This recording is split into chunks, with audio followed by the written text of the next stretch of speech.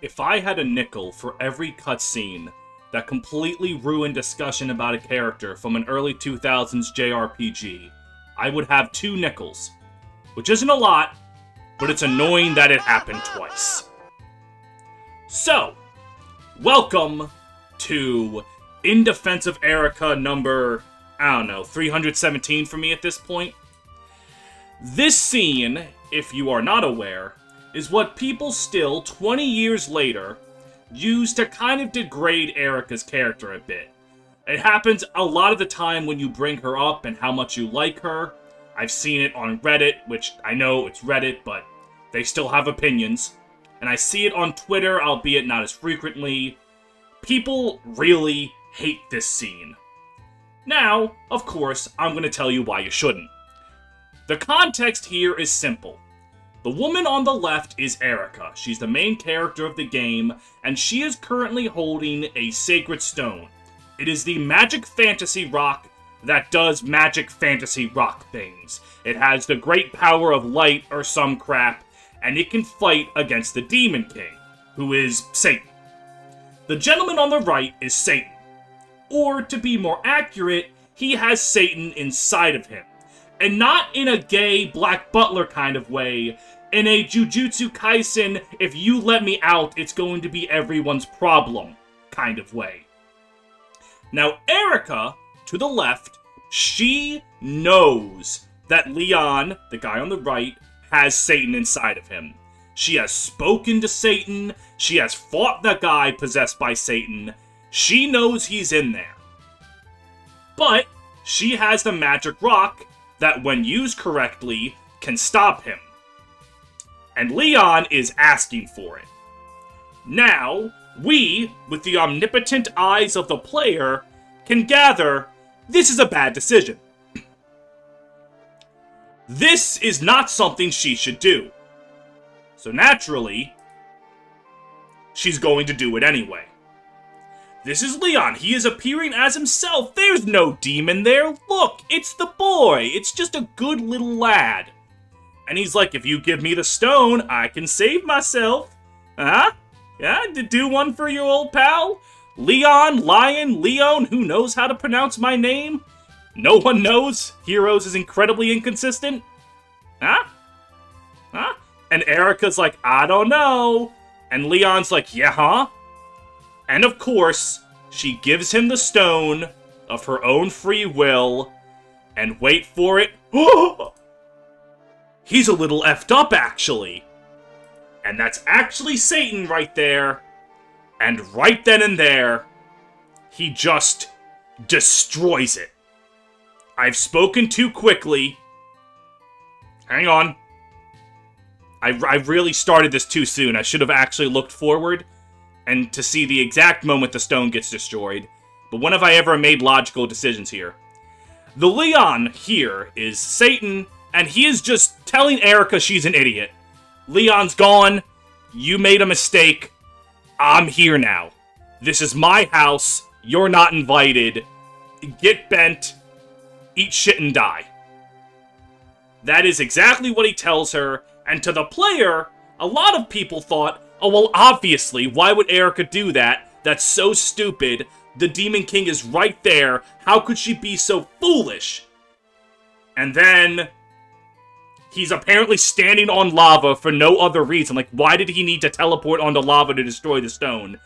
He just did it because he's a fucked up little man. And he just leaves. Just because it's funny.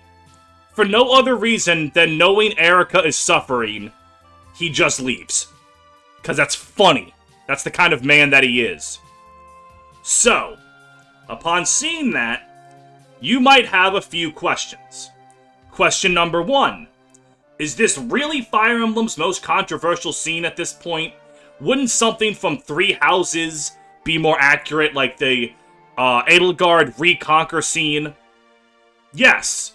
However, I wanted to talk about this cutscene, and I needed to put a title and a thumbnail to make people watch it.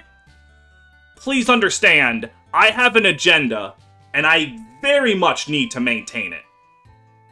But the second question would be, why would she do that? Why would she give the Demon King the stone?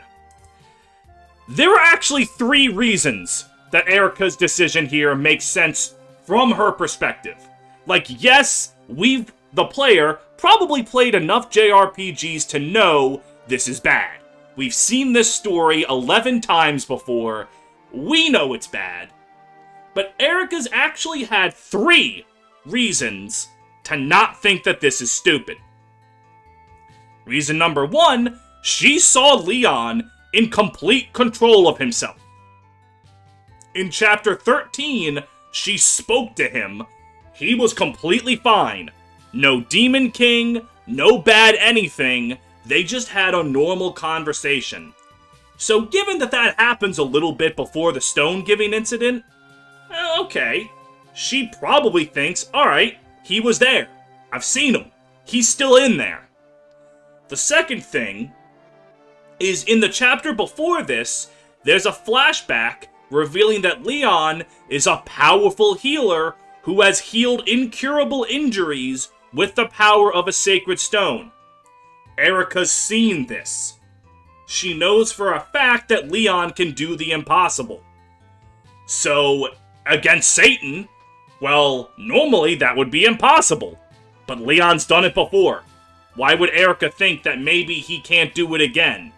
It might not be likely that he can do it again, but he's done it. So she's gonna believe in him. The third thing, in this very chapter, Larshel says at the start, there was one guy who beat the Demon King before.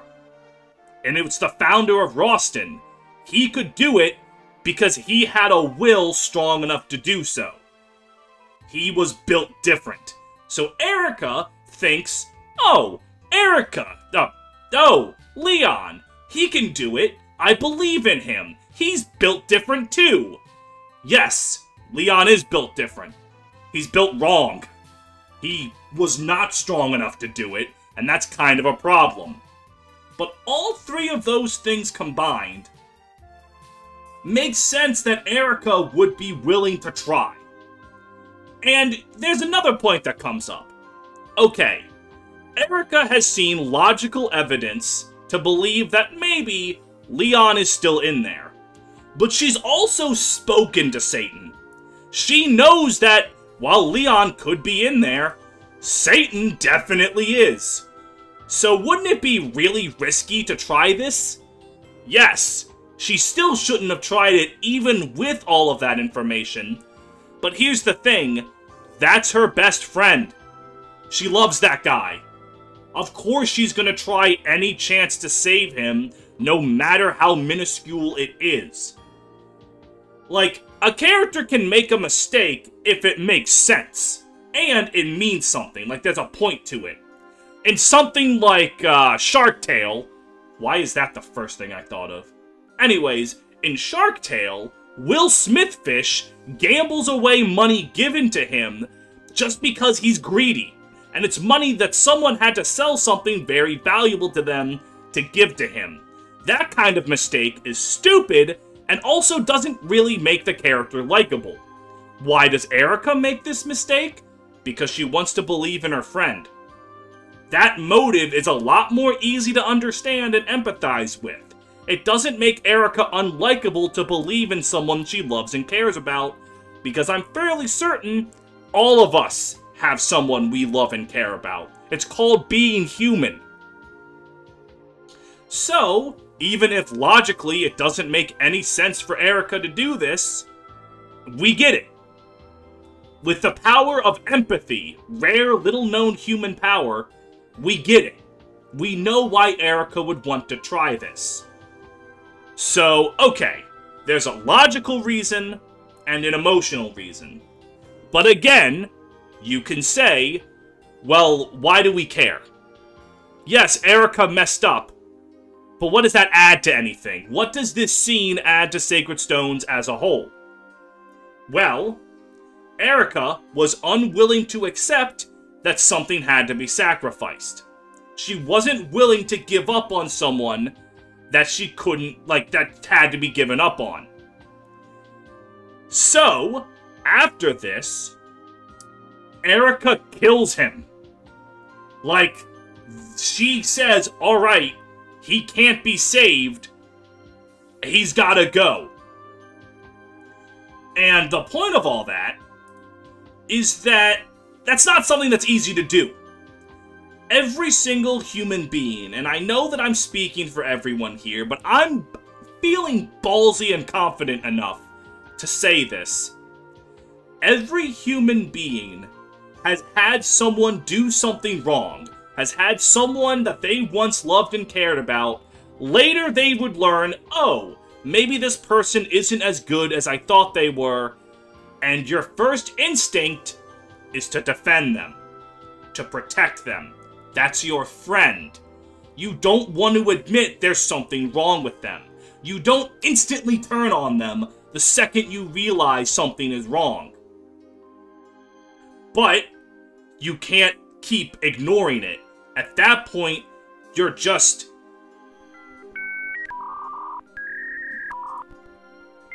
enabling them. It took me longer than I cared to admit to remember the word enable. You're enabling the problem. You have to realize, man, my old buddy sure is watching a lot more Andrew Tate than anyone should, and you need to remove them from your life. It's not an easy thing to do. In fact, it's one of the most painful things a person can do, but you have to do it. So, the point of this scene, and what follows, is it's a tale to the player, hey, you need to be willing to put your foot down. You have to be able to let go. And that's what Erica's been doing the entire game. She starts off as a naive woman who really doesn't know shit for dick about anything. Like, the existence of criminals, bandits, is shocking to her. But through experiencing the world, she's still kind. She still believes in love, because believing in love is a cool thing to do. But she understands that you cannot just love, period. You need to know when words will not reach someone. And Lyon is, to her, it's her Android 16 to go on moment. Where, man, you learn the lesson that sometimes you need to fight. Maybe not literally stabbing someone to death like Erica does, but you need to be able to let go when you've learned someone has changed. It might not always be Satan. In fact, it's very rarely Satan. But it's just a tale to the player. And I don't know why Erica gets so much crap for this. I don't know what could possibly be the reason. I just don't understand. But when a character makes a mistake, I just want you to think, does this make sense in their perspective? Like, put down the all-seeing eye of God and think about it for yourself. And two, is there a point? I believe this scene not only makes a good point and makes logical and emotional sense, but it's human. This is an incredibly human thing to do.